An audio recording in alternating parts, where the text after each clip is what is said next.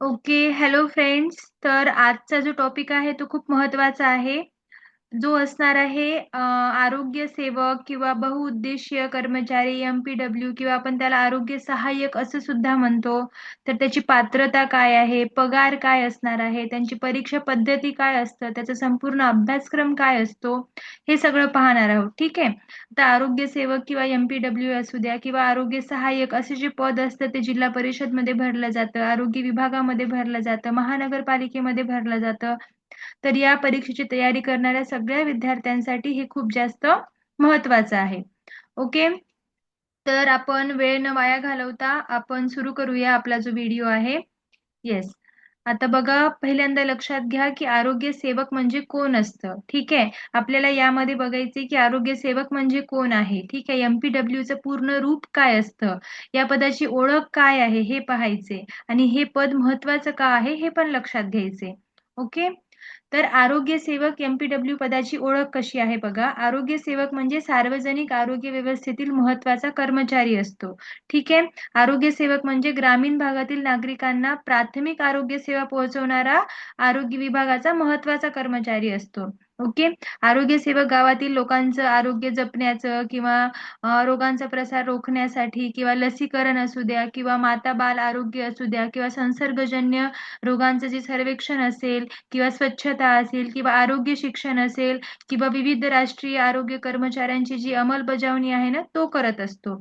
Okay. म्हणजे सोप्या भाषेमध्ये सांगायला गेलं तर काय असणार आहे, डॉक्टर प्रत्येक गावात कायम उपलब्ध नसतात, बरोबर आहे. पण आरोग्य सेवक हा गाव आणि आरोग्य व्यवस्था यांच्यामधील सर्वात महत्वाचा मोठा दुवा असतो.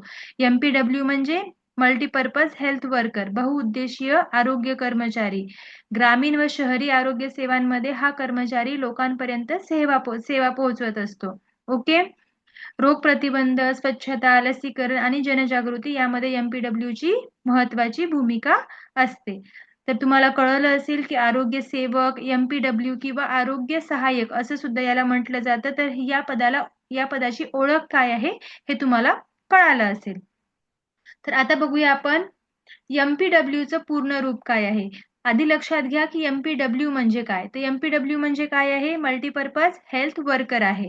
ओके. मराठीमध्येच त्याला काय म्हणतो आपण, बहुउद्देशीय आरोग्य कर्मचारी असं सुद्धा म्हणतो. ओके.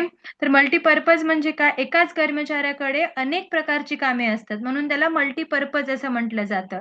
रोग बंधक आरोग्य सेवा, आरोग्य सर्वेक्षण आणि जनजागृती ही त्याचं प्रमुख काम असतं. पण यासोबत त्याला काय करावं लागतं, लसीकरणाचा कार्यक्रम असतं, स्वच्छतेची तपासणी करावी लागते, संसर्गजन्य रोगांची जी माहिती आहे ती संकलित करावी लागते किंवा प्राथमिक आरोग्य केंद्राला नियमित काय करावा लागतो, अहवाल द्यावा लागतो. सोबतच रोगांचं सर्वेक्षण असतं ते करावं लागतं, आरोग्य शिक्षण, कुटुंब नियोजन, पाणी तपासणी करावी लागते, साथींच्या रोगांवर नियंत्रण ठेवावं लागतं. जे काही शासकीय आरोग्य योजना असतात, हे सगळी कामे कोण करतो, मल्टीपर्पज वर्कर करत असतो. मल्टीपर्पज हेल्थ वर्कर एमपीडब्ल्यू आरोग्य सेवक किंवा आरोग्य सहाय्यक करत असतो. आलं लक्षामध्ये. तर हे याचे पूर्ण रूप आहे. येस. आता आरोग्य सेवकाची ओळख तर तुम्हाला लक्षात आली असेल की हा कोण आहे, backbone of rural health system आहे. आरोग्य सेवक हा सामान्य कर्मचारी नसून ग्रामीण आरोग्य व्यवस्थेचा कणा मानला जातो. कारण गावामध्ये एखादा साथीचा रोग पसरला, लसीकरण मोहीम सुरू झाली, गर्भवती महिलांची तपासणी करायची आहे, पाण्यामुळे समजा रोग पसरत आहे, डेंग्यू किंवा मलेरियाचे रुग्ण वाढत आहेत, तर अशा प्रत्येक परिस्थितीमध्ये सगळ्यात आधी काम करणारा कर्मचारी कोण असतो, आरोग्य सेवक असतो. म्हणूनच या पदाला सार्वजनिक आरोग्य व्यवस्थेमध्ये अत्यंत महत्वाचं स्थान पण दिलेलं आहे. तर आरोग्य सेवकाची प्रमुख कर्तव्य लक्षात घ्या. गाव पातळीवरती आरोग्य सर्वेक्षण करणे, माता व बाल आरोग्य कार्यक्रमामध्ये सहभाग घेणे, लसीकरण मोहिमेत काम करणे, पाणी व स्वच्छतेची पाहणी करणे, संसर्गजन्य रोगांचा प्रतिबंध आणि आरोग्य विषयक जनजागृती करणे, आरोग्य अधिकाऱ्यांना अहवाल सादर करणे, हे त्याचं महत्वाचं काम आहे. कारण हा कुठे कुठे काम करतो, सब सेंटर्स असतील, उपकेंद्र असतील, तिथे काम करतो. ठीक आहे. पीएचसी असतं, प्राथमिक आरोग्य केंद्र असतं, ग्रामीण रुग्णालय असतात, आरोग्य उपकेंद्र असतात किंवा जिल्हा परिषद आरोग्य विभाग असतं. त्यानंतर राष्ट्रीय आरोग्य अभियान अंतर्गत विविध कार्यक्रम असतात. या सगळ्या ठिकाणी याला कामे करावी लागत असतात. आलं लक्षामध्ये. तर आरोग्य सेवकाचे मुख्य उद्दिष्ट काय असणार आहे, उद्दिष्ट लक्षात घ्या. काय असतं की आरोग्य सेवकाला रोग होण्यापूर्वी त्याची प्रतिबंधक उपाययोजना करणे गरजेचं असतं. लोकांना आरोग्याचं शिक्षण द्यावं लागतं त्याला. माता आणि बाल कल्याणाचं संरक्षण करावं लागतं त्याला. लसीकरण पूर्ण करावं लागतं. गाव स्वच्छ ठेवण्यासाठी जनजागृती करावी लागते त्याला. त्यानंतर साथीचा रोग थांबवण्याचा प्रयत्न करावा लागतो. शासनाच्या आरोग्य योजना आहेत त्या नागरिकांपर्यंत पोहोचवण्याचं त्याचं महत्वाचं काम असतं. आलं लक्षामध्ये? तर महत्वाची सूचना बघा आता. आरोग्य सेवक किंवा MPW भरतीसाठी पात्रतेचे नियम बदललेले असू शकतात. बदललेलेच आहेत. तर कुठले बदललेले आहेत ते आपण पुढे व्हिडिओमध्ये पाहणार आहोत. त्यामुळे हा व्हिडिओ शेवटपर्यंत नक्की बघा. अर्ज करण्यापूर्वी तुम्हाला अधिकृत जाहिरात वाचणं गरजेचंच असतं. ठीक आहे, कारण जे काही शासन निर्णय आहेत त्यामध्ये डायरेक्टली दिलेले असतात. सेवा प्रवेश नियम असतील, शैक्षणिक पात्रता असू द्या, वयोमर्यादा असू द्या किंवा आरक्षणाचे जे काही नियम किंवा अटी आहेत त्या सगळ्या नीट व्यवस्थित वाचाव्या लागतात. फक्त सोशल मीडियावरची माहिती घेऊन तुम्हाला फॉर्म भरता येत नसतो. ही महत्वाची सूचना आहे जी तुम्हाला लक्षात ठेवायची आहे. ओके, तर आता बघा, पूर्वीची जी सेवा प्रवेश पात्रता होती ती काय होती ते लक्षात घ्या. पहिल्यांदा घ्या की हे पद महत्वाचं का आहे तुम्हाला कळलं असेल. हे परमनंट पद आहे. ठीक आहे, कायमस्वरूपी सरकारी पद आहे हे. समाजसेवा करण्याची संधी मिळते यामध्ये. ग्रामीण भागामध्ये थेट लोकांशी संपर्क येतो. सार्वजनिक आरोग्य सुधारण्याचं मोठं योगदान देता येते तुम्हाला. भविष्यात पदोन्नतीची पण संधी उपलब्ध असते. ठीक आहे, 7वा वेतन आयोग लागू असल्यामुळे पगार सुद्धा चांगला असतो आणि भत्ते पण मिळतात वेगवेगळे. ओके, तर पूर्वीची सेवा प्रवेश पात्रता लक्षात घ्या. MPW नवीन सेवा प्रवेश नियमावलीनुसार किंवा मार्गदर्शक तत्वांचा संदर्भ घेतला जात होता. ठीक आहे, तर महाराष्ट्र जिल्हा परिषद सेवा सुधारणा नियम 2005 नुसार पात्रता तपासली जात होती. पूर्वी उमेदवार जो आहे तो फक्त 10वी उत्तीर्ण जो आहे ना तो असणं गरजेचं होतं. तेवढंच आवश्यक मानलं जात होतं. आणि सॅनिटरी इन्स्पेक्टरचा जो कोर्स आहे स्वच्छता निरीक्षकाचा तो जर पूर्ण झाला असेल तर तुम्हाला अप्लाय करता येत असायचं. ठीक आहे, तर हे होतं तुमची पूर्वीची सेवा प्रवेश पात्रता. तर तुम्हाला हे माहिती असणं गरजेचं पाहिजे की सॅनिटरी इन्स्पेक्टरचा कोर्स कुठून कंप्लीट करावा लागतो. नागपूरमध्ये एक विद्यापीठ आहे, तिथनं तुम्हाला तो कोर्स जर केला असेल तर त्याला मान्यता असते. सहसा तिथलं मान्यता असते. तर ते तुम्हाला करणं गरजेचं असतं. तर पूर्वीची शैक्षणिक पात्रता अशी होती. 10वी उत्तीर्ण असणं गरजेचं होतं. मान्यता प्राप्त सॅनिटरी इन्स्पेक्टर कोर्स पूर्ण केलेला असावा लागत होता. कोर्स मान्यताप्राप्त संस्थेतूनच पूर्ण केलेला असावा लागतो. शैक्षणिक जी काही प्रमाणपत्र आहेत ती वैध असावी लागतात आणि भरतीनुसार महाराष्ट्र आदिवासीचं प्रमाणपत्र सुद्धा आवश्यक असतं. ठीक आहे, हे पूर्वीची शैक्षणिक पात्रता होती. पण आता काय झालंय, नियम बदललाय. बरोबर आहे.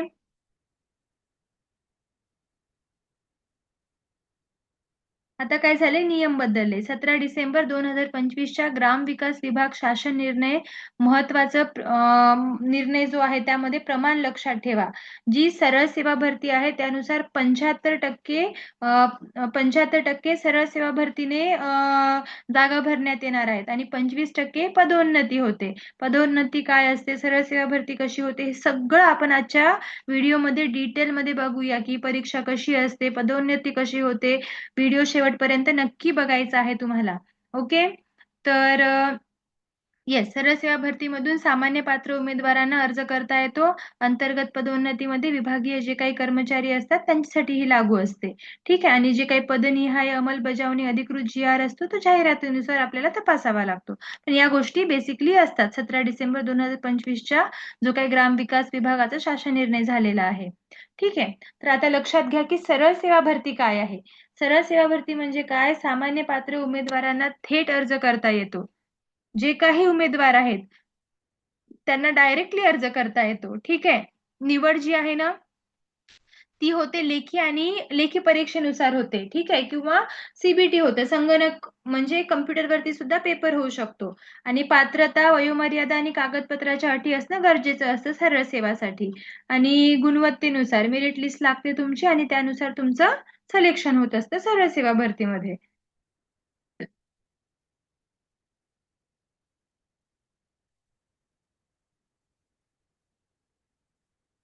अंतर्गत पदोन्नती म्हणजे काय असते बघा. आधीपासून कार्यरत विभागीय कर्मचाऱ्यांसाठी पदोन्नतीचा मार्ग असतो. म्हणजे समजा आधीच कुणीतरी MPW म्हणून लागलेलं आहे. ठीक आहे, तर त्यांच्यासाठी पदोन्नती होत असते, त्यांची पदोन्नती डायरेक्टली होत असते. ओके.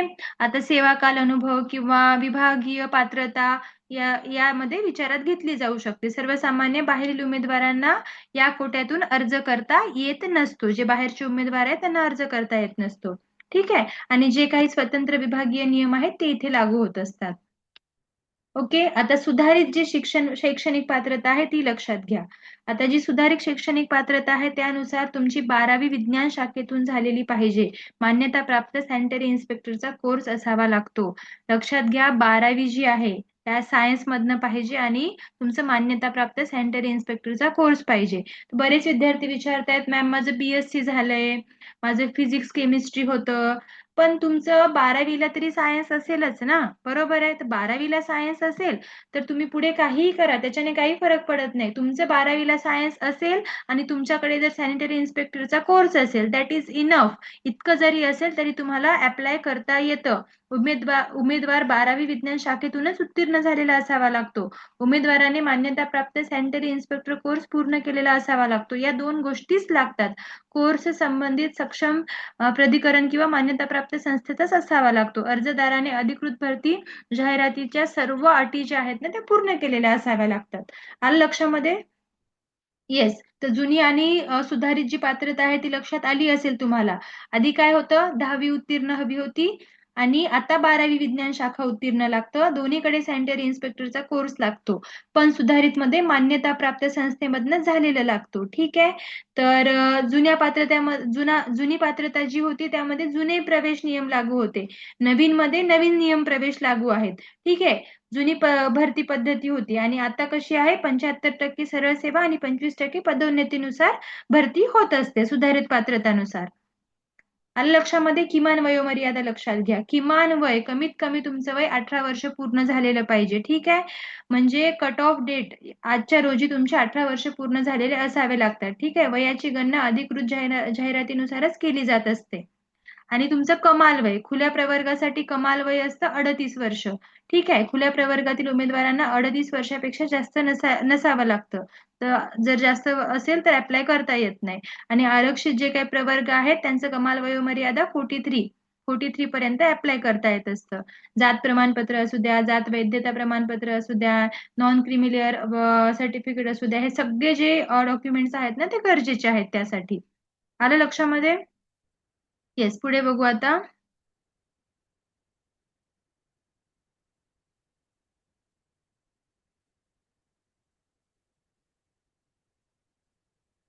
इतर वयोमर्यादा सवलती आहेत. कुणी दिव्यांग उमेदवार असेल, माजी सैनिक असेल, प्रकल्पग्रस्त असेल, भूकंपग्रस्त असेल, या उमेदवारांसाठी सवलत असू शकते. ठीक आहे. आणि जे शासकीय कर्मचारी असतील, विभागीय कर्मचारी असतील किंवा इतर विशेष प्रवर्गासाठी काही शासन नियमानुसार सवलत लागू होऊ शकते.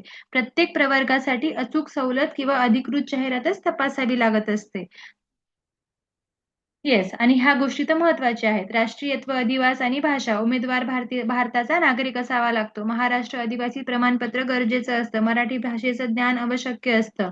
ठीक आहे. सर्व कागदपत्र जे आहेत ते डॉक्युमेंट व्हेरिफिकेशनच्या वेळेस लागत असतात, तर ती तयार ठेवावी लागतात. आता महत्वाची गोष्ट लक्षात घ्या की पगार किती असतो. पगार शासनाच्या लागू वेतन श्रेणीप्रमाणे दिला जात असतो. S8 पे स्केल असतो. 25,000 पासून स्टार्टिंग होत असते त्यांची. ठीक आहे. मूलभूत वेतनासोबत महागाई भत्ता किंवा इतर भत्ते पण म्हणजे मिळू शकतात. पगार पद, नियुक्ती संस्था किंवा वेतन आयोगानुसार बदलू शकतो. आणि कंत्राटी असू द्या किंवा प्रशिक्षणार्थी किंवा नियमित नियुक्तीसाठी सुद्धा वेगवेगळ्या पगाराच्या अटी असू शकतात. अचूक वेतन श्रेणीसाठी अधिकृत भरती जाहिरात तपासायची. ठीक आहे.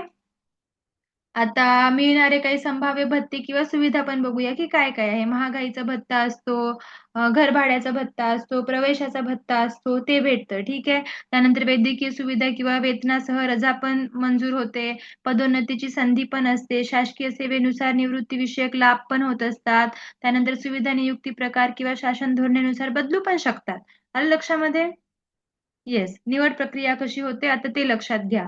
तुम्हाला ऑनलाईन अर्ज सादर करावा लागतो. ठीक आहे. लेखी किंवा संगणक परीक्षा होत असते. गुणांनुसार मेरिट लिस्ट लागते. नंतर डॉक्युमेंट व्हेरिफिकेशन होतं आणि मेडिकल चेकअप होतं जर गरजेचं असेल तर. नाहीतर डायरेक्टली लिस्ट लागते आणि तुम्हाला सिलेक्ट केलं जातं.